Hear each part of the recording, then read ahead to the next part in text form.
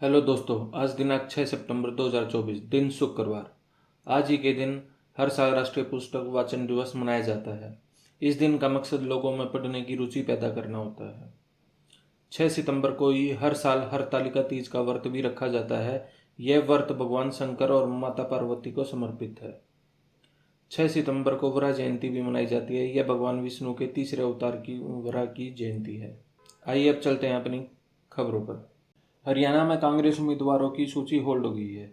BJP की पहली list के बाद मची भगदड़ को देखते हुए कांग्रेस अपनी लिस्ट पर दोबारा मंथन करने पर लगी हुई है। इसमें कांग्रेस की सीट तय होने में 1 से 2 दिन का समय और लग सकता है। हरियाणा में बीजेपी के बाद हो रही बगावत से कांग्रेस बचना चाह रही है और कुमारी सैलजा और रणदीप सुरजेवाला की टिकट को लेकर भी अभी मंथन किया जा रहा है। देश की चौथी सबसे अमीर महिला ने भाजपा के से बगावत कर दी है। भाजपा से बगावत करने के बाद सावित्री जिंदल ने निर्दलीय चुनाव लड़ने का फैसला लिया है। इनका सामना बीजेपी के डॉक्टर कमल गुप्ता से होगा। जींद जिले के सफीदो विधानसभा क्षेत्र में रामकुमार गौतम के भाजपा उम्मीदवार घोषित होते ही स्थानीय नेताओं का विरोध फूट पड़ा। टिकट घोषित होने के बाद आर्य सदन पर एकत्रित हुए और नारेबाजी की कि बाहरी नेता नहीं चलेगा। साथ ही भाजपा के झंडे और पोस्टरों को उतार दिया गया। हरियाणा में मंत्री रणजीत चौटाला ने भी बीजेपी को अलविदा कह दिया है।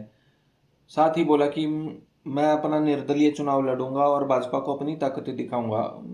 माना जा रहा है कि 8 सितंबर को रानिया से बड़ा शो निकालकर भाजपा के रणजीत चौटाला जो अब अलविदा कह चुके हैं भाजपा को, वो अपनी ताकत दिखाएंगे।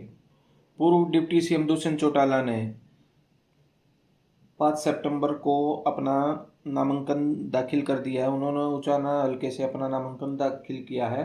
साथ ही उन्होंने कहा कि भाजपा तो एक बुलबुला है, 30 दिनों में पूरी पार्टी खाली हो जाएगी और कांग्रेस की भी यही हालत रहेगी। रेवाड़ी में सतीश खोला और सन्नी ने भी बीजेपी छोड़ी। दोनों ने ही निर्दलीय लड़ने का फैसला किया है। कोसली में अनिल डाइना का भी विरोध शुरू हो गया है। दोनों ही प्रत्याशियों के घोषणा के बाद पुराने भाजपाइयों में नाराजगी बढ़ गई है। सोनीपत में भाजपा की टिकट कटने के बाद पूर्व मंत्री कविता जैन ने व उनके पति राजीव जैन के समर्थक बगावत में उतर आए हैं। टिकट कटने के बाद कविता जैन की आंखों से आंसू आ गए और उन्होंने नारेबाजी मनोहर लाल खट्टर के खिलाफ नारेबाजी करी, जो कि पूर्व सीएम हरियाणा के थे। साथ ही कविता जैन ने कहा कि 8 सितंबर तक वे आला कमान को समय देते हैं। इसके बाद वे फैसला करेंगे कि भाजपा में रहना है या नहीं। वे 50 सालों से भाजपा के साथ जुड़ी हुई हैं। फतेहाबाद की रतिया विधानसभा से भाजपा विधायक लक्ष्मण नापा ने टिकट कटने पर पार्टी से इस्तीफा दे दिया है। उन्होंने अपना त्याग पत्र मोहनलाल बडोली को भेज दिया गया और रात को ही वे अपने पूरे काफिले के साथ दिल्ली रवाना हो गए।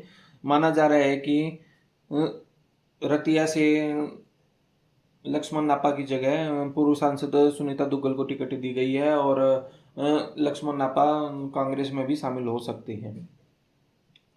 अब खबरें देश विदेश से।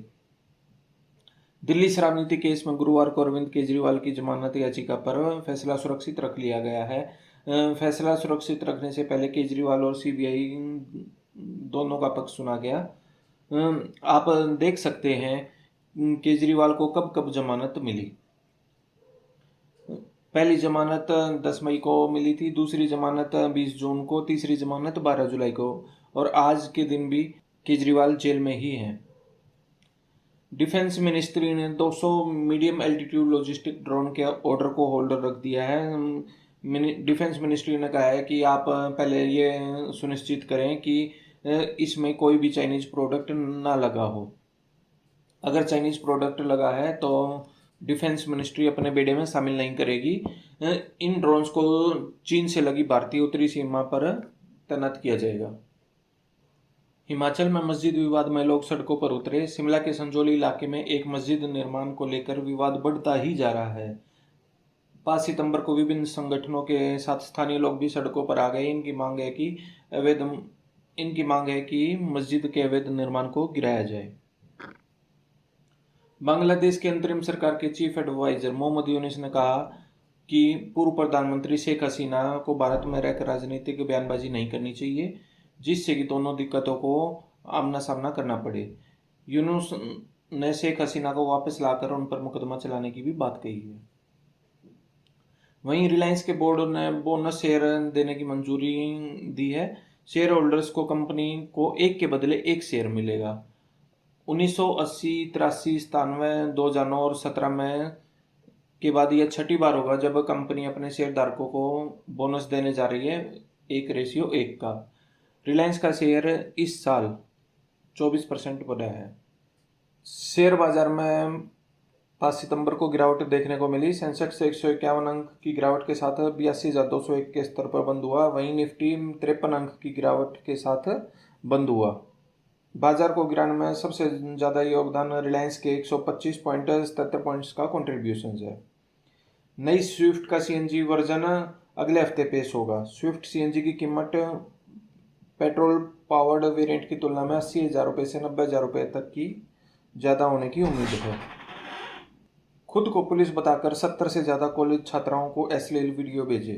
कहा, ये देखती हो, मम्मी पापा को बताऊंगा। अकाउंट में ट्रांसफ़र करवाए पैसे। गुरुवार को छात्राओं ने इसकी शिकायत पुलिस में दी और साथ ही इन्होंने जिस बंदे ने वीडियो कॉल और वॉइस मैसेज से भेजा उसका फ़ोटो भी दिया है।